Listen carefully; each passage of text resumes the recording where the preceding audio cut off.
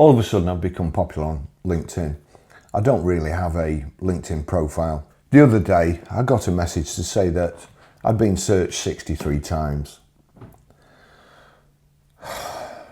I think I know the type of people who will be searching me.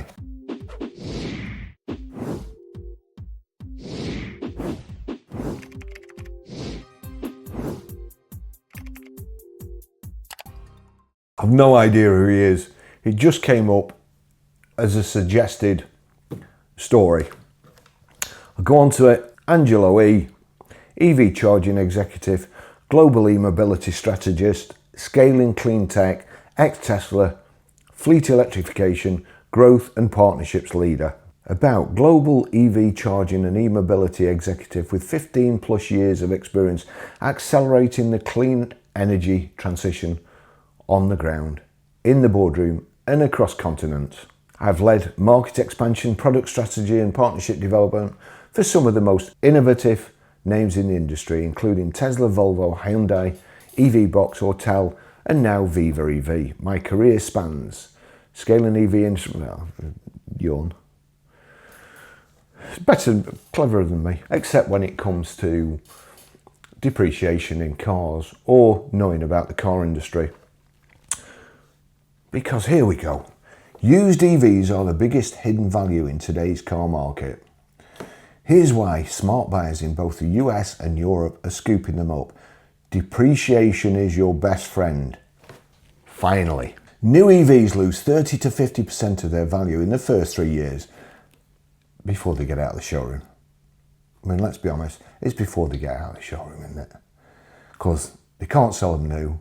Certainly to privates. Not only do they lose all that, then there's the tax that the Chancellor's losing. You know, your benefit in kind, your company car tax. So the cars bomb and tax collected is going down too. So who do you think is going to pay that? Who do you think is going to pay that shortfall? And yet they're not selling enough, so they also want VAT cutting on public charging, VAT cutting on new EVs, VAT cutting on used EVs, and also they want subsidies on used EVs. So depreciation's your best friend, okay? You're getting a 60,000, it says dollars there, EV, for $25,000 to $30,000. That's not a discount, that's disruption. No, disruption is when you come into the market and you affect something else. Not when you come into the market with something new and you blow your brains out trying to sell it because you can't disrupt the other. So effectively, ICE vehicles are disrupting EVs. EV drivetrains are incredibly reliable. Well, I would say that's not true. No oil change, I would say there's no real figures to prove it. And I would say also the amount of non-runners that are coming in the auction and that you see that have had batteries changed and so on, batteries swapped, have gone up in flames, have had a battery damaged, you know, run over something, then the more EVs that come onto the road, the older they get, the worse they're going to get. And it's going to be horrendous. I mean, in years to come, there'll just be fires on every flipping street. It's don't bear thinking about. No oil changes, no timing belts, no exhaust systems, no multi-gear transmissions. European fleet data shows EVs have 20 to 40% lower maintenance costs over 3 years. That's European ones, but in the UK, they're more expensive to repair, they get written off quicker, and servicing isn't that much cheaper. Battery tech is aging better than expected. Is it? Early fears about battery degradation, overhyped. Real-world data from thousands of Teslas, Leafs and Zoes show most EVs retain 80 to 90% of their battery capacity after 100,000 miles. The tech is still ahead of its time. Even a 3-year-old EV likely has over-the-air updates, regenerative brakes. You just waste your brakes for nothing. You may as well use them. Trust me. They'll seize up. And not only will they seize up, but when they do seize up, see, this is what people forget. Drag. If you were driving a nice car and you drove it with your handbrake on, do you think you'd get more or less miles to the gallon? If you were driving a nice car with all your brakes grabbing, do you think you'd get more or less miles to the gallon? If you were driving an EV where you use the regenerative brakes, your discs rust, your calipers seize, the pads are touching, the calipers seize, the discs overheat and warp, and the binding, do you think you get more or less miles to the kilowatt? Do you think the amount that regenerative braking saves you is worth not being able to pull up, your brakes being compromised, rust all over the disc, and before you can make your emergency stop, your brakes have to clear the rust off your disc before they work properly? And they'll never work properly because they glaze. What happens? They get particles of rust in the face, they glaze, and then they don't work properly anyway. So all that is rubbish. We'll go back to the first bit. Depreciation is your best friend, finally. Is it? It's your best friend. So you don't think when somebody buys a new EV and it blows 50%, they're not going to buy a new one, are they? So who is going to buy a new one? They're not. What about leasing companies? Well, leasing companies, they calculate it. No, they don't. Because if they did, they wouldn't lease any EVs because they'd be a lot more expensive than ICE cars. So they've hoped for the best. All along, they've hoped for the best. My motto, hope for the best, plan for the worst. Now, Auto Trader, big EV advocates, all the leasing companies, they're all telling you how good it is, why you should get an EV on, salary sacrifice. But let's just have a look at this. The BVRLA, just accept that. Find your MP, tell them about used EVs. Well, actually, there was one guy, one councillor, who he used to keep having a right go at me. He hated me. And I Googled him, and he'd been censored for opening his mouth once too often. Now, you see, the thing is, there he got censored. But if he was sat in front of me and called me the names in front of me that he called me on his keyboard, I'd probably censor him.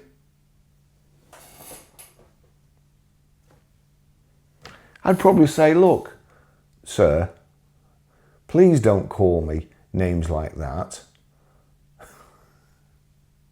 Anyway, BVRLA. Who are the BVRLA? British Vehicle Rental and Leasing Association, BVRLA. Who's in here, look? National Franchise Dealer Association, Electric Vehicle Association England, Auto Trader. No, that can't be right because Auto Trader, they just brought out figures saying how fast EVs are selling. They're outselling ICE cars, they're outselling diesels. Diesels have gone down. They're not. The prices are going up. So Auto Trader is part of... Let's have a look at the letter, eh? Find my MP. So here you go. My MP is Mark Hendrick. And when I fill my name and address, it's got... We've created some suggested text to make emailing your MP really easy. Remember, personalising your email is a great way to help. Ensure you grab your MP's attention. You can edit the below text before you hit send. Some suggested ways you could personalise the text include adding details about your own experience with used EVs or driving an EV. If you're writing from a company connected to EVs, then you could add your company name and some basic information about what you do. Adding any EV related statistics or facts about your company, for example, the size of your fleet. Subject, used BEVs.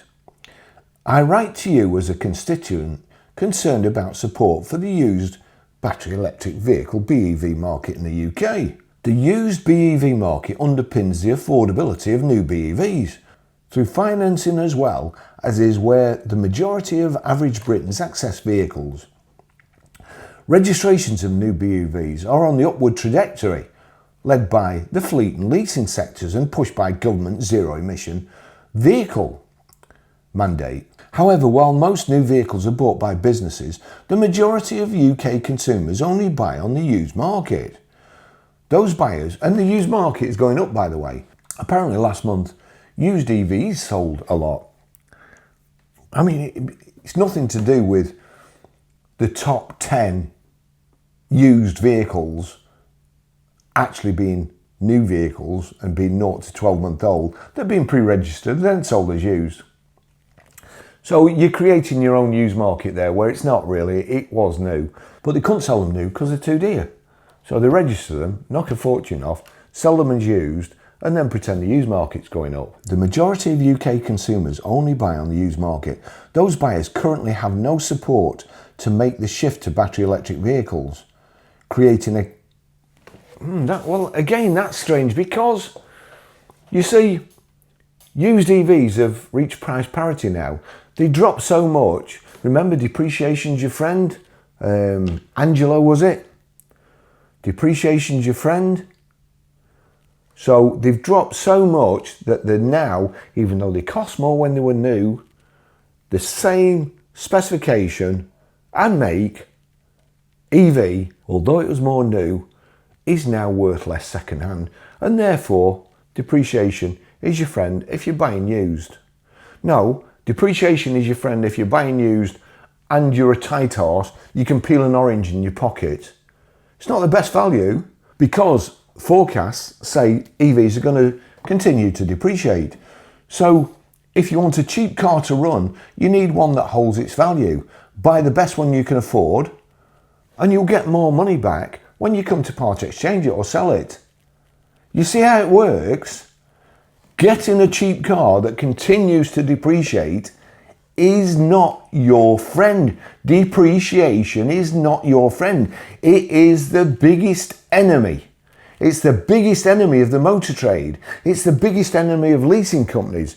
The leasing companies want you. Why should we write to our MP? Depreciation's your friend. Why would we want to stop it? Why would we want to get... Let's have a look what they say. Those buyers currently have no support to make the shift to BEVs, creating a chasm between supply, which is due to increase by 178%, which will force prices down even further by 2028, and demand. This gap has put values of second-hand BEVs under pressure, seeing them fall 50% over the last 2 years, and forecast to fall a further 28% by 2030. This leaves the automotive supply chain to absorb the heavy financial impact of incentivising that demand. But it doesn't. Relying on the industry to shoulder that impact on a long-term basis is unsustainable and will see new vehicles become more expensive to access or limit supply. Without intervention, forecasts suggest the UK could lose out on 290,000 new EV registrations in the next 2 years. Such an outcome would be at odds with the ambitious, stupid,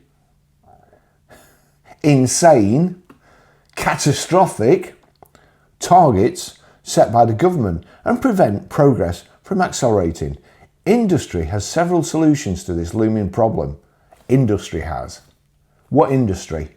Including targeted grants, measures to mitigate the volatility that residual values are experiencing, and the introduction of clear and standardised battery health information.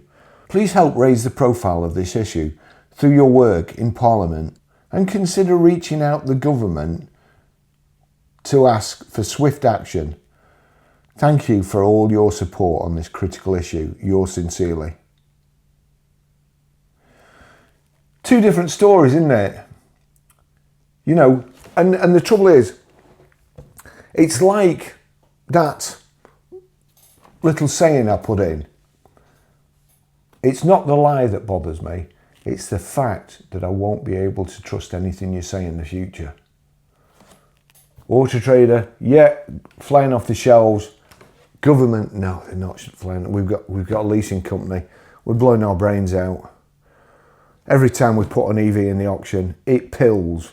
Oh, no, hang on. I was watching a video by R. Simmons the other day, and EVs are going for over book.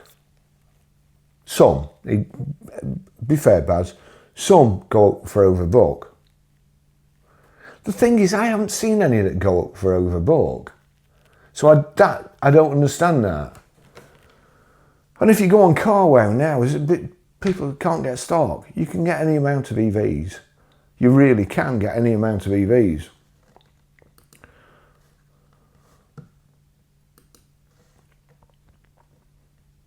Oh. Hang on, what's going on here? So,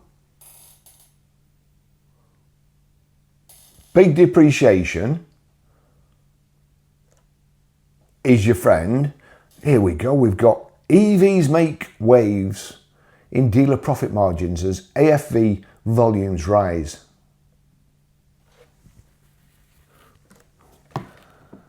Depreciation is not your friend. EVs aren't your friend. Trust me. Depreciation is your friend if you've got too much money and you want to get rid of it. That's how depreciation helps. Thanks for watching. See you in the next video. Bye bye.